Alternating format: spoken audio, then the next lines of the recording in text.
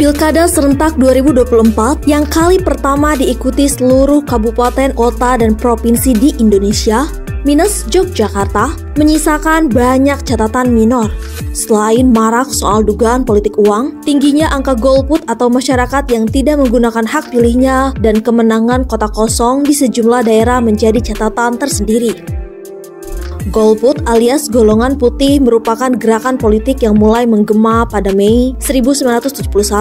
Kala itu, sejumlah aktivis menentang rezim Orde Baru lantaran menggelar pemilu dengan cara yang tidak demokratis. Di masa itu, mereka lantang menentang rezim Soeharto serta menuntut pembubaran PKI dan sistem kekuasaan otoritarianisme, perombakan kabinet karena dinilai kurang efektif, dan menuntut penurunan harga atau pembangunan ekonomi.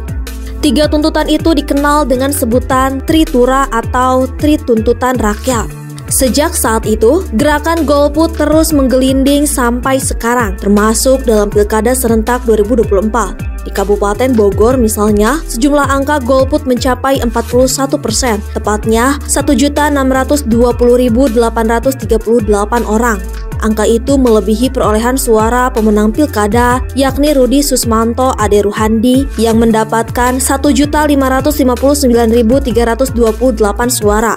Di Pilgub Jakarta pun golput mendapat tempat tersendiri dan menjadi yang tertinggi sepanjang sejarah hajat politik di ibu kota.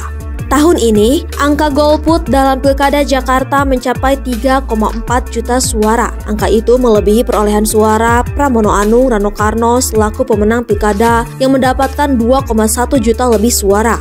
Dibanding Pilkada Jakarta periode sebelumnya, angka golput merupakan yang tertinggi. Pada Pilkada 2007 ada 34,35% suara golput, 35,4% dan 33,2% pada 2012 yang berlangsung 2 putaran. Lalu pada 2017 ada 22,9% masyarakat yang tidak menggunakan hak pilihnya alias golput.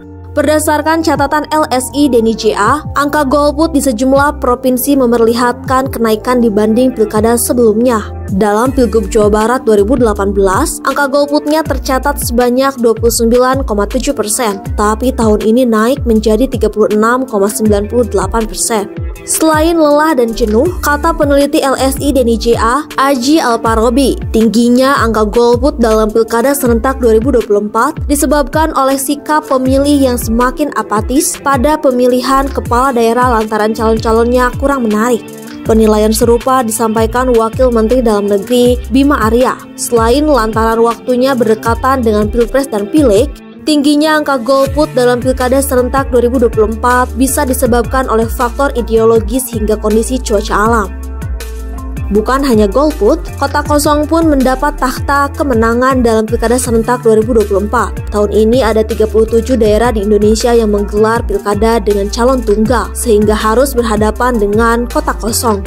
Namun, di beberapa daerah seperti Kota Pangkal Pinang dan Kabupaten Bangka, yang menjadi pemenangnya adalah kota kosong. Lantaran itu, pilkada rencananya akan diulang pada Agustus 2025. Untuk sementara, daerah yang menang kota kosong akan dipimpin oleh pejabat atau penjabat sementara.